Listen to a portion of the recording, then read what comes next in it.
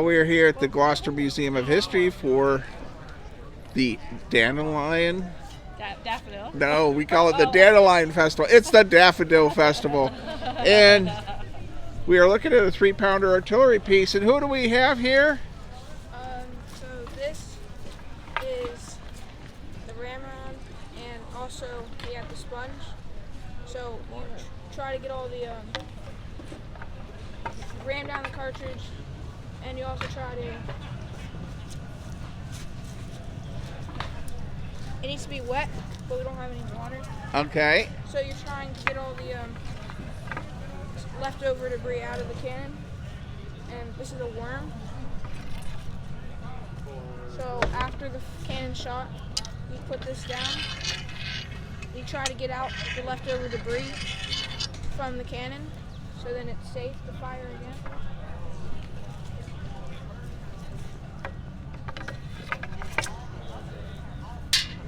And then these are what are called recalls. So they will attach to this piece right here. Okay. So then you can pull the cannon to the destination that you're trying to get it to. And how many fellows would it take to run this cannon? You need at least 5 people. You need someone you need the rammer right here, which will be right here. And then you need the loader, which will be right here. And then the lens stock will be right here. So that's the cannon that would touch. So that's there's a little hole right here, and we put a little fuse in here, and you light off the cannon with the lens stock. And the bombardier is over here, so after the cartridge is rammed in, what they would do is they take a pick and prime, and they do like a little pick, so then they can open up the cartridge, and they'd also know that it's the back of the cannon. Wow, you are incredible. How old are you? I'm 12 years old. And you know a lot about this cannon. And Goober the Traveling Bear says you did awesome. Thank you. Thank you. So what position do you man on this artillery piece? I am the powder handler, so I would run the powder up to the loader, which is this position. And they would put the gunpowder into the barrel, and they'd ram it down with the sponge over there, and then they'd pick a prime, and then they fire. Very good. Well, thank you. It was so nice to see so many young people doing living history at this event. It really made it extra cool that young people are stepping up and doing this. Now they had a really cool powder horn and musket exhibit, and we're going to listen to the man that has that next. Well, before it gets too busy, I want to get engraved powder horn table. This is incredible. Lynn Otto is big on powder horns. So, Lynn Otto, I hope you'll watch this video. And it says, please pick up. So, we'll pick this one up. Powder horns. And of course, the men had a lot of time to work on them. That is a real good powder horn. Good morning. Good morning, sir. How are you today? Good. I'm checking out your powder horns. You're my guest. The collection here of powder horns is incredible. And look at this one. Wow. That is French lost, wounded. So, please pick up, which is really neat for their young children learning about history, that they can actually, the Boston Massacre. Now over here we have some muskets, and we have no Charlevilles. These are actually rifles, and it's showing the development of the flintlock rifle in America. So we're starting out with the New England Fowler. This is a smoothbore Fowler, This is what was used at Lexington Concord and the Battle of Bunker Hill. They were equipped with Fowlers. Okay. The laws require that every citizen be equipped with a Fowler and a supply of powder and balls. But then the professional German hunters were using a rifle weapon called a Jaeger rifle. Jaeger was the German word for hunter. And then these were brought to Pennsylvania. But the Pennsylvanians didn't like the Jaeger rifle. The barrel was too short. American black powder was not as good as Swiss German powder, so they needed a longer barrel to give more time for the powder to burn. So they came up with this transition rifle made by the Moravians in Christian Springs, Pennsylvania. So this was kind of a interim step between the Jaeger rifle and the Pennsylvania rifle. So finally we have what we call the Pennsylvania rifle. This is from Lancaster County. And this is what was used during the Revolutionary War, was the Pennsylvania rifle.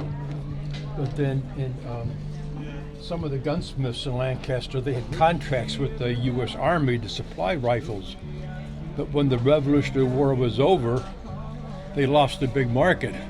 So the gunsmiths still had to sell rifles, but they didn't have the army to sell them to. So they started to highly decorate them to sell them to, the hunters. And competition was stiff, so they had to really make these elaborate. They have a pierced patch box. They have ivory cheek plate, German silver inlays, pierced side plate. They did everything they could do to make it fancy. Relief carvings just so that they could sell it. So this is what they call the Golden Age. Very nice. Well, thank you, sir. This gentleman was a fantastic historian.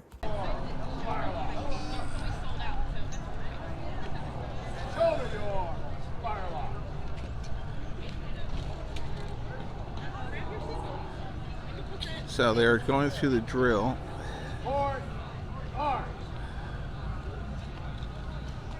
He's carrying a Charlottesville.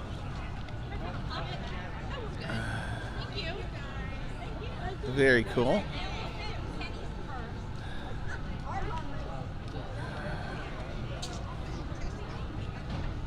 So they're going through their drills. Now we're going to see them in doing live firing later.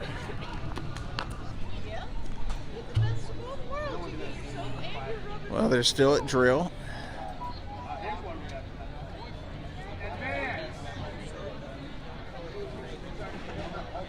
Really neat. They have a nice group here. Well, here we are, the Camp 7th Virginia. And we have tents. Let's hit the camp.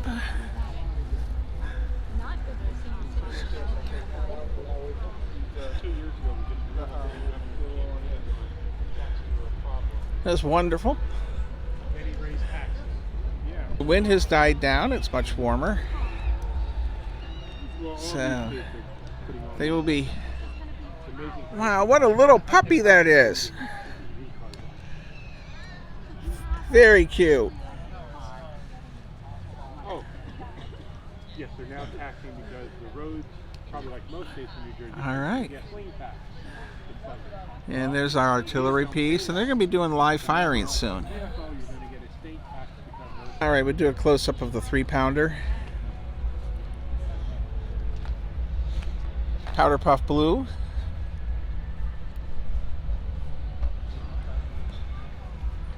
And they're going to be live firing this soon. And they have an example of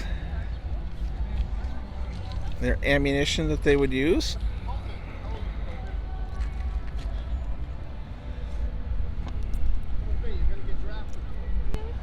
And they have their flag here. Got it? Well, we're going to have to hold this in March. Well, here we have some still shots of the camp behind the Gloucester Museum of History, and they were actually cooking some food. They had about 20 members of riflemen, and then they also had their gun crew. They had some older historians and a lot of young people there too. Some people were actually sewing just like they would during the Revolutionary War. There were no British redcoats to be seen because the Virginia Regiment was here and defending Gloucester, Virginia. Thank you. Stay safe, be kind, and be courteous.